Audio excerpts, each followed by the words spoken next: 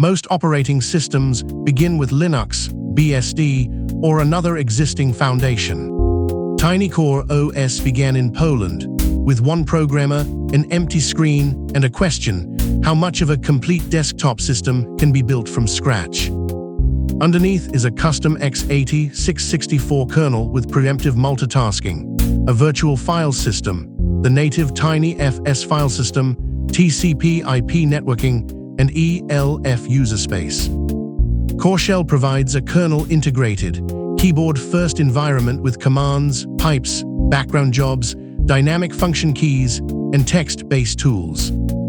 CoreDesk adds a graphical workbench with windows, files, applications, settings, and system monitoring. TinyFS can also store developer-defined version information alongside files, making builds and system components easier to identify.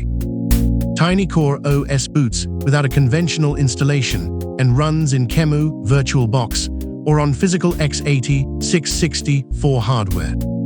This is a Polish operating system, designed and built from scratch by a Polish programmer.